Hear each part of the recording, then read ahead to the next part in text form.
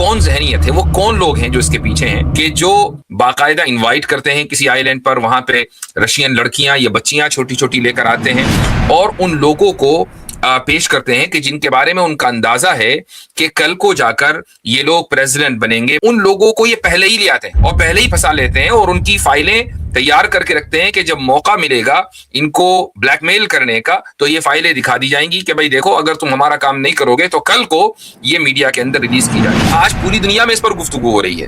آج ہزاروں ویڈیوز خود امریکہ میں بن رہی ہیں جس میں یہ ثابت کیا جا رہا ہے کہ ایپسٹین کے تعلقات کہاں کہاں تھے, کس ایجنسی کے تحت وہ کام کر رہا تھا, اور اس نے بڑے بڑے لوگوں کو اپنے آئی لینڈ پر بلایا, ان کے تعلق سے ان سے حرکتیں کروائیں, ان کی ویڈیوز بنائی, سب اپنے پاس رکھ لی. ایک بات جو اس وقت پوری دنیا میں موضوع گفتگو بنی ہوئی ہے وہ ہے ایپسٹین فائل. یہ ضروری نہیں ہے کہ دنیا میں جو موضوع رائج ہو اس کے اوپر ضروری گفتگو کی جائے, یہ کوئی ضروری نہیں ہے. لیکن اگر ہمارا موضوع مغربی تہذیب ہے, ویسٹرن سویلائزیشن ہے, تو یہ ان موضوعات کے اوپر گفتگو کرنا اس لیے ضروری ہو جاتا ہے کہ اس سویلائزیشن کے جو موورز اینڈ شیکرز ہیں وہ لوگ ہیں کہ جو اس وقت اسلاموفوبیا کو پروموٹ کرتے ہیں. اس وقت امریکہ میں ہی تقریباً $70 ملین سے زیادہ سوشل میڈیا پر جو انفلوئنسرز ہیں نان مسلمز, ان کے لیے ایلوکیٹ کیے گئے ہیں کہ وہ اسلام کے خلاف لوگوں کو بھڑکائیں اور نیریٹو جو تبدیل ہوا ہے گزشتہ 2 سالوں میں اس کو واپس اسلام کے خلاف لے کر آئیں. تو $70 ملین سے زیادہ آپ اندازہ لگائیں کہ اس کام کے لیے مختص کر دیے گئے. یہ جو سوشل میڈیا کریٹرز ہیں یہ اپنے چینلوں کے اوپر, اپنے جو ٹویٹر ہے جس کو آپ ایکس بولا جاتا ہے, یا ٹک ٹاک ہے جو اب چائنا کے انفلوئنس سے نکل کر امریکہ کے انفلوئنس میں آ گیا ہے, امریکن بزنس مین نے اس کو خرید لیا ہے. تو یہ سارے کے سارے جو پلیٹ فارمز ہیں اب اس وقت اسلاموفوبیا کا گڑھ بن چکے ہیں, اور یہاں پر وہ نیریٹو چلایا جا رہا ہے کہ اسلام ہی خدا نخواستہ سب سے زیادہ ایول کلٹ ہے العیاذ باللہ. اور مقصد اس کا واضح ہے کہ ایسا کیوں کیا جا رہا ہے, کن کے اشاروں پر کیا جا رہا ہے, یہ دنیا سمجھتی ہے.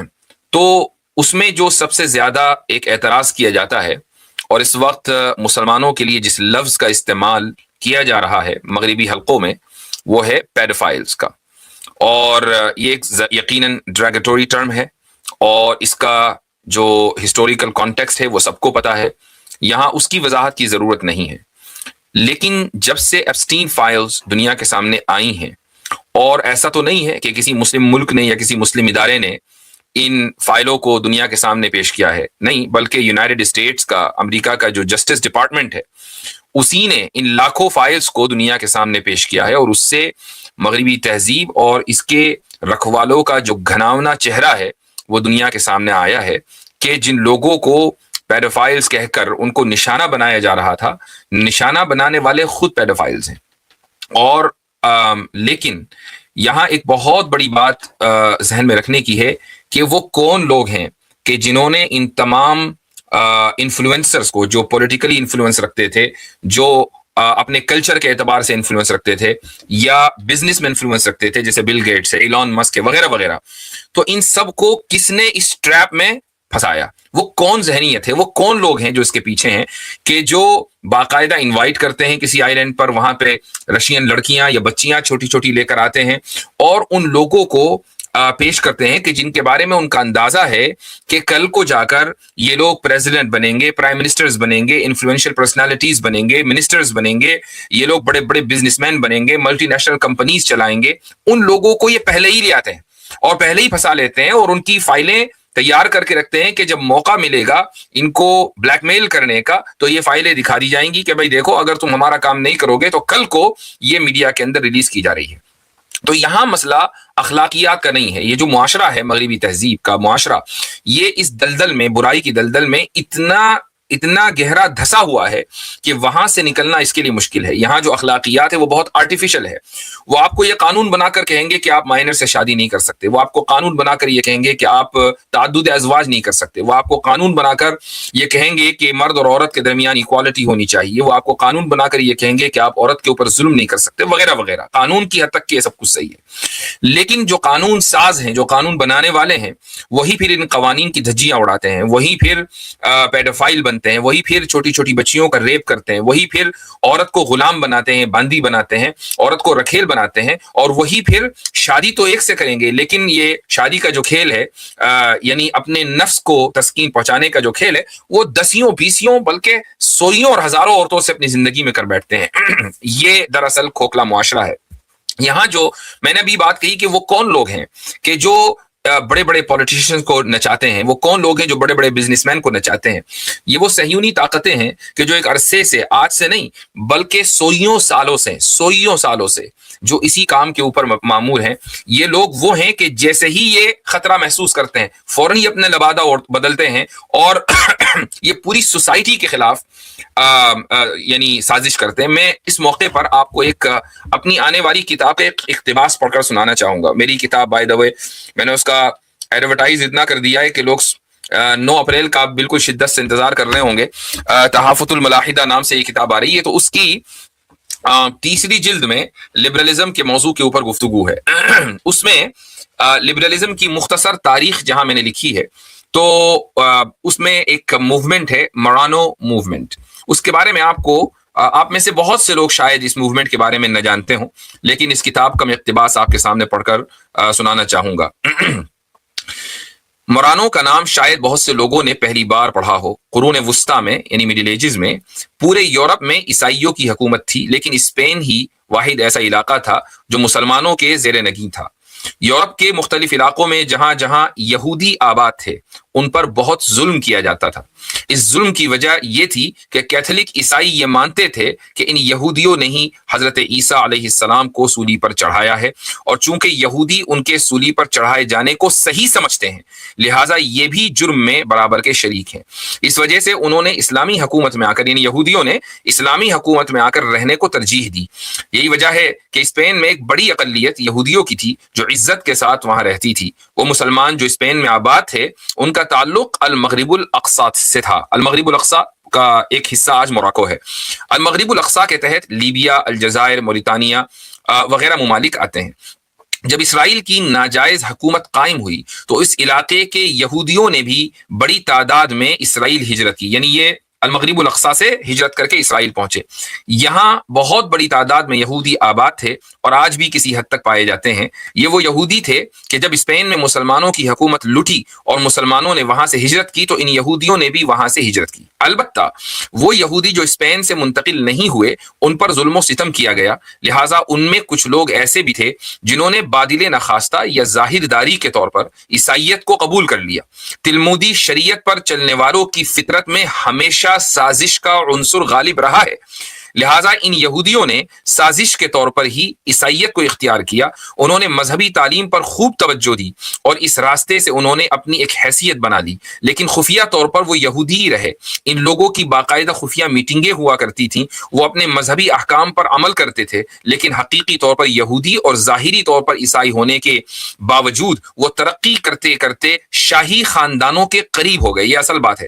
ان خاندانوں میں ان کی شادیاں ہو گئیں، پھر وہ چرچ کے نظام میں داخل ہو گئے اور بڑے بڑے عہدوں پر فائز ہو گئے. یہودیوں کی اس تحریک کو تاریخ میں مرانو موومنٹ کہا جاتا ہے. یہ تحریک 14ویں صدی عیسوی میں شروع ہوئی تھی. انسائکلوپیڈیا آف بریٹانیکا کی یہ عبارت ملاحظہ فرمائیں. انگریزی کی عبارت ہے، میں اس کا ترجمہ آپ کو سنا رہا ہوں. اسپین کی تاریخ میں مرانو اس یہودی کو کہا جاتا ہے جس نے ظلم و ستم سے بچنے کے لیے عیسائی مذہب اختیار کیا، لیکن خفیہ طور پر اس نے یہودیت پر عمل جاری رکھا. یہ کون کہہ رہا ہے؟ بریٹانیکا. 14ویں صدی کے آخر میں اسپین کے یہودیوں کو متعصب عیسائیوں کے گروہ کے ہاتھوں ختم ہو جانے کا خطرہ تھا. ہزاروں یہودیوں نے موت کو قبول کیا مگر اپنے مذہب کو نہیں چھوڑا، لیکن دسیوں ہزار یہودیوں نے بظاہر عیسائیت کو قبول کرنے میں ہی عافیت سمجھی. پھر یہ مرانو مالدار ہونے لگے اور یوں ان کو ریاست میں، شاہی دربار میں اور چرچ کے نظام میں اعلیٰ عہدے ملنے لگے۔ یہاں تک کہ برٹانیکا کی عبارت ہے، آگے لکھا جاتا ہے جب یہ مذہبی عہدوں پر فائز ہو گئے تو پھر اپنا اصل رنگ دکھانا شروع کیا۔ انہوں نے عیسائیوں میں مذہب کے خلاف شکوک پیدا کرنا شروع کیے، پوپ کی روایت کے خلاف بولنا شروع کیا۔ عام عیسائی یہ سمجھتے تھے کہ یہ ہمارے مذہبی رہنما اور پادری ہیں۔ جب پادری ہی مذہب کے خلاف بول رہے ہیں اور اس پر تنقید کر رہے ہیں تو واقعی مذہب کے اندر ہی خرابیاں ہیں۔ اس سے پہلے کسی میں ہمت نہیں ہوئی تھی کہ مذہب کے اوپر تنقید کرے، لیکن مرانو موومنٹ کی وجہ سے لوگوں کے اندر یہ حوصلہ پیدا ہوا اور مذہب پر تنقید کی جانے لگی۔ یہ واقعہ 14ویں صدی عیسوی کا ہے۔ تو آپ اندازہ لگائیں کہ 14ویں صدی عیسوی میں کچھ یہودی لباس بدل کر، نیا لبادہ اوڑھ کر عیسائی بن جاتے ہیں اور پادری بن جاتے ہیں وغیرہ وغیرہ، اور اس کے بعد کیا ہوتا ہے، یہ چرچ کے نظام میں دخل اندازی کرتے ہیں۔ پروٹسٹنٹزم یہاں سے شروع ہوتی ہے، لبرلزم یہاں سے شروع ہوتی ہے، عیسائیوں کو مرتد بنا دیا جاتا ہے، ان کو دین سے پھیر دیا جاتا ہے۔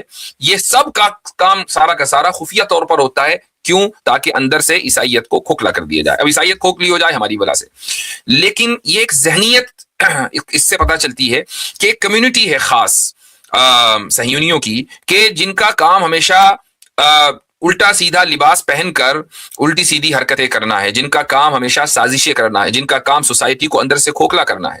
جو ایپسٹین ہے یہ کس ملک کا ایجنٹ ہے، یہ آج پوری دنیا میں اس پر گفتگو ہو رہی ہے۔ آج ہزاروں ویڈیوز خود امریکہ میں بن رہی ہیں جس میں یہ ثابت کیا جا رہا ہے کہ ایپسٹین کے تعلقات کہاں کہاں تھے، کس ایجنسی کے تحت وہ کام کر رہا تھا، اور اس نے بڑے بڑے لوگوں کو اپنے آئی لینڈ پر بلایا، ان کے تعلق سے ان سے حرکتیں کروائیں، ان کی ویڈیوز بنائی، سب اپنے پاس رکھ لی۔ اس کے بعد ایپسٹین کا بھی قتل کر دیا گیا جیل میں۔ یہ بھی ایک لمبی تھیوری ہے۔ پوائنٹ یہ ہے کہ اس پوری سوسائٹی کو ایپسٹین نے اپنا ایک آدمی نے اپنا محکوم بنا لیا۔